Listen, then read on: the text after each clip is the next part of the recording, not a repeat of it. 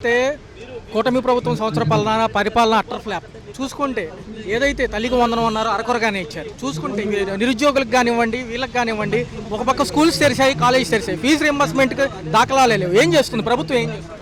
ప్రభుత్వం ఇచ్చినటువంటి హామీల్లో అది తల్లికి వందనం ఇచ్చారో లేదో కానీ తండ్రికి ఇంధనం మాత్రం ఇచ్చినటువంటి కూటమి ప్రభుత్వం అధికారంలోకి రావడానికి ఆ రోజు నిరుద్యోగులను యువకులను మోసం చేసి రాష్ట్ర వ్యాప్తంగా సుదీర్ఘ అనుభవం కలిగినటువంటి ముఖ్యమంత్రిని 5 సంవత్సరాల్లో 20 లక్షల ఉద్యోగాలు ఇస్తాము, ఉద్యోగాలు ఇచ్చేటువంటి బాధ్యత నేను తీసుకుంటానని చెప్పి యువగలం పాదయాత్రగా వేదికగా లోకేష్ గారు చెప్పడం జరిగింది.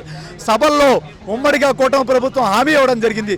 ఇచ్చి అధికారంలోకి వచ్చి వాళ్ళు మోసం చేసి గద్దెనెక్కినటువంటి కూటమి ప్రభుత్వం సంవత్సర కాలంలో ఒక్కటంటే ఒక ఉద్యోగం ఇవ్వకుండా దాదాపుగా 4 లక్షల ఉద్యోగాలు ఇవ్వాల్సినటువంటి కూటమి ప్రభుత్వం ప్రశ్నించే వేదికగా రోడ్డుపైకి ఏమైనా మా హామీలు ఏమైనా ఇంటికో ఉద్యోగం ఇవ్వని పక్షంలో 20 లక్షల ఉద్యోగాలు ఇవ్వలేని పక్షంలో వ్యక్తికి 3,000 నిరుద్యోగ భృతి ఇస్తానని చెప్పి ప్రశ్నిస్తుంటే ఈరోజు రెడ్ బుక్ రాజ్యాంగ నిర్మాతగా ఈరోజు లోకేష్ గారు వాళ్ళపైన అక్రమంగా కేసులు పెట్టి మెగా డిఎస్సి అని చెప్పి ప్రతి సంవత్సరం డిఎస్సి ఇచ్చే బాధ్యతను తీసుకుంటానని చెప్పి భయపెట్టి యువకులను మోసం చేసినటువంటి కూటమి ప్రభుత్వం ఖచ్చితంగా ఈరోజు వైఎస్ఆర్ కాంగ్రెస్ పార్టీ పిలుపు మేరకు రాష్ట్ర వ్యాప్తంగా 175 నియోజకవర్గాల్లో యువత ఆధ్వర్యంలో ఈరోజు వాళ్ళకి హామీని నెరవేర్చాలని చెప్పి హామీని నెరవేర్చిన క్రమంలో వాళ్ళ మెడలు వంచైనా సరే హామీని నెరవేర్చే క్రమంలో వైఎస్ఆర్ కాంగ్రెస్ పార్టీ యువతకి, నిరుద్యోగులకు, విద్యార్థులకి అండగా ఉంటుందని చెప్పి ఈ సందర్భంగా తెలియజేస్తాం.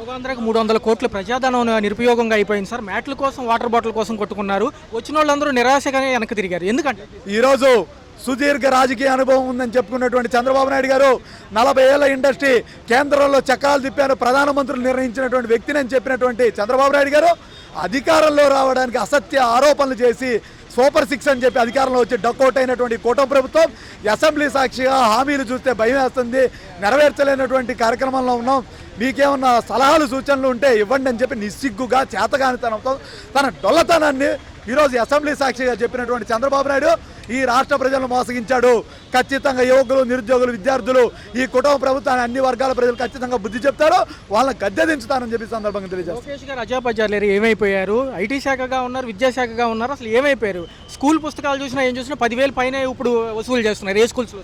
ఈరోజు తల్లికి వందనం రూపంలో కొంతమందికి మాత్రమే వేయడమే కాకుండా ఆ రోజు ఏదైతే జగన్మోహన్ రెడ్డి గారు 10,000 15,000 అని చెప్పి ఇచ్చి 13,000 ఇచ్చారు, 2,000 జోబులో వేసుకున్నారని చెప్పి ఆ రోజు ప్రెస్ మీట్ పెట్టి వేదికగా చెప్పినటువంటి లోకేష్ గారు ఈరోజు మేము అడుగుతున్నాం, ప్రైవేట్ స్కూల్స్కి ప్రభుత్వ స్కూల్స్కి 2,000 మెయింటెనెన్స్ ఇచ్చారు, 15,000 ఇస్తాను ఎందుకు అబద్ధం హామీ ఇచ్చారు. ఈరోజు అధికారంలోకి వచ్చిన తర్వాత సంవత్సరం తర్వాత వైఎస్ఆర్ కాంగ్రెస్ పార్టీ పోరాటం చేస్తే 13,000 ఇచ్చారు, ఆ 2,000 మీ జోబులోకి వెళ్ళినాయా? అదేవిధంగా ప్రైవేట్ స్కూళ్ళకు కూడా 2,000 తగ్గించేశారు. అంటే ప్రైవేట్ స్కూల్ నారాయణ, చైతన్య ఈ స్కూల్స్కి సంబంధించినటువంటి ఆ 2,000 కూడా మీ ఖాతాలోకి వెళ్ళినా? ఇటువంటి సకల శాఖ మంత్రిగా వ్యవహరిస్తున్నటువంటి లోకేష్ గారు అసత్య ఆరోపణలు మారాలి.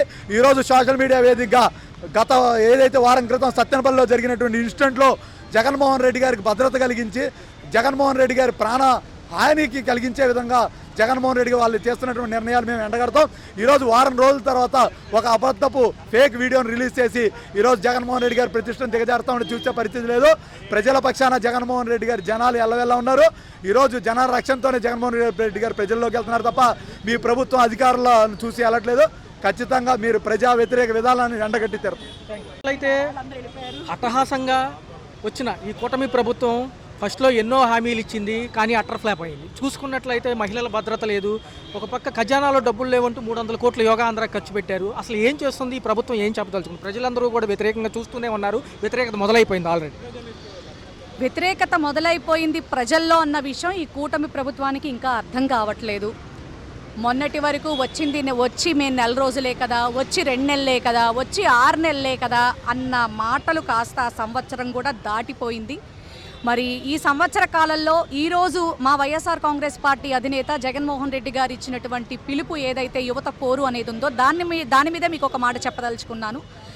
మరి రాష్ట్రంలో గతంలో జగన్మోహన్ రెడ్డి గారి ప్రభుత్వం ఉన్నప్పుడు 1,32,000 కోట్ల రూపాయల పెట్టుబడులు తీసుకొచ్చి ఆంధ్ర రాష్ట్రంలో ఆయన రావడంతోనే 6 నెలల్లోనే సచివాలయ వ్యవస్థ క్రియేట్ చేసి 4 లక్షల ఉద్యోగాలు, 2.5 లక్షల మంది వాలంటీర్లు, 1,50,000 మంది సచివాలయ సిబ్బందిని అలోకేట్ చేసి మిగిలిన 2.5 లక్షలు అంటే 6.5 లక్షల ఉద్యోగాలు గవర్నమెంట్లో ఉన్నవే ఫుల్ఫిల్ చేసి మరి అంత ఉద్యోగ కల్పన క్రియేట్ చేస్తే మరి వీళ్ళు వచ్చి సంవత్సరం దాటిపోతా ఉంది. వీళ్ళు ఇంకోటి కూడా చెప్పారు, ఉద్యోగము సంవత్సరానికి 4 లక్షలు ఇవ్వలేని పక్షంలో దాన్ని అంటే దేనికైనా కొంత టైం పడుతుంది కాబట్టి భృతిస్తామని చెప్పారు. మరి ఈ రాష్ట్రంలో ఉన్నటువంటి యువతులు కావచ్చు వీళ్ళు ఎడ్యుకేటెడ్ పీపుల్ ఎంతమంది ఉన్నారు, వాళ్ళకి ఎంత 36,000 రూపాయల చొప్పున ఒక్కొక్క మనిషికి ఇవ్వాలి.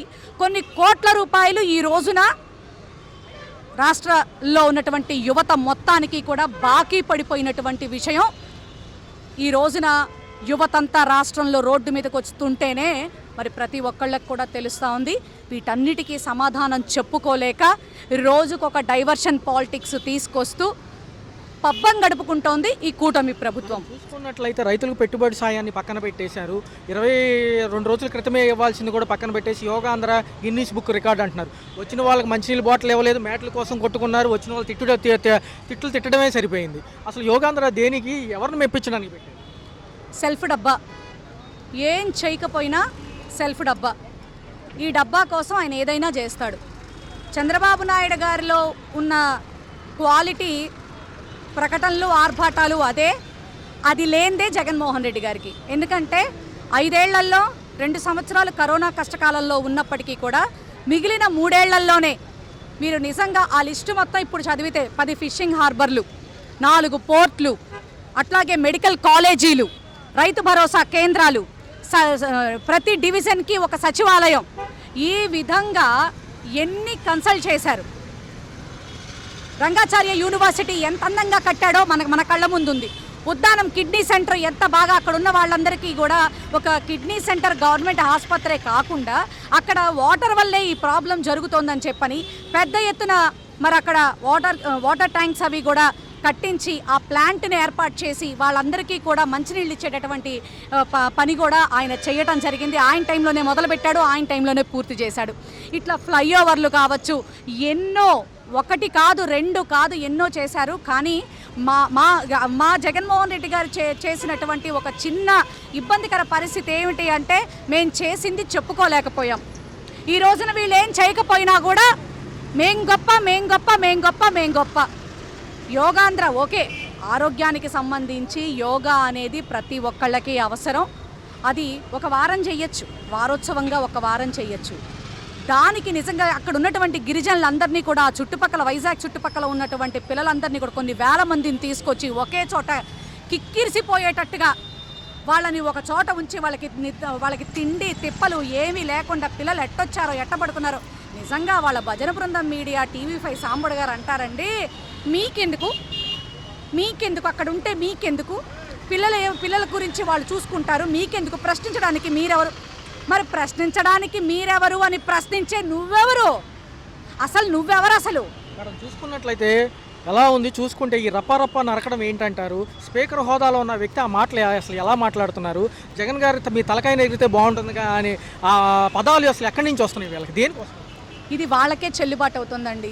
వాస్తవానికి ఆ యొక్క వర్డ్ ప్రొజెక్ట్ చేసింది వాళ్ళ పిల్లాడే, వాళ్ళ టీడీపీ కార్యకర్తే, వాళ్ళ కూడా క్లియర్గా మీడియాలో క్లియర్ కట్గా ఉంది, టీడీపీ మెంబరే.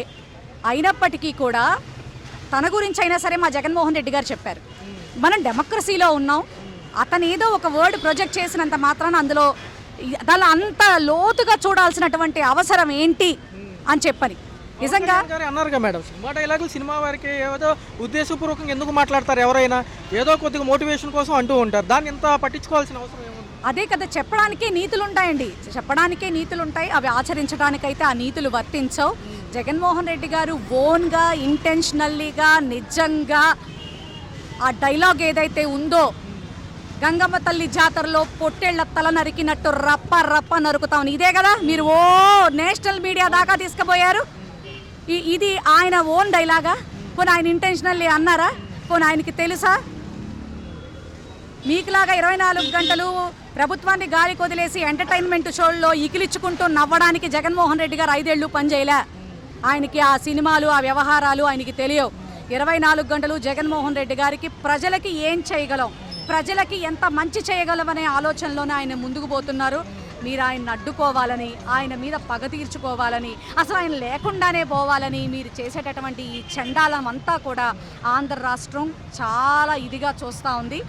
ఎందుకు ఈ కూటమి ప్రభుత్వాన్ని మనం ఎన్నుకున్నామా అని ప్రతి ఒక్కళ్ళు కూడా ఈ రోజున బాధపడుతున్నారు. ఇదే అక్షర సత్యం. ఇదే విషయానికి వస్తే లాస్ట్ క్వశ్చన్ మేడం, ఇదే విషయానికి వస్తే కూటమి ప్రభుత్వం తమ సంవత్సర పాలన నిమిత్తం కూడా నియోజకవర్గ వారీగా గడప గడపకి వెళ్ళి మా పర్ఫార్మెన్స్ ఎలా ఉంటుందని అడుగుతారంట. ప్రజలు ఇప్పుడు చెప్తారు కదా, అడగనివ్వండి, బాగా అడగనివ్వండి. ప్రజల నుంచి వచ్చేటటువంటి రెస్పాండింగ్ కూడా వాళ్ళకి తెలుస్తుంది కదా.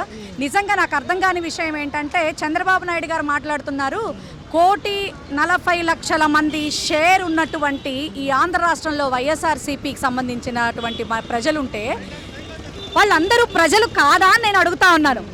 వాళ్ళు ఆంధ్ర రాష్ట్రంలోనే వాళ్ళు పుట్టి పెరిగినటువంటి వ్యక్తులు. పార్టీ అయితే మాత్రం అంటే మీరు వాళ్ళకి ముఖ్యమంత్రి కాదా? నేను ఒకటే మిమ్మల్ని అడుగుతా ఉన్నాను చంద్రబాబు నాయుడు గారు, మీరు వాళ్ళకి ముఖ్యమంత్రి కాదా?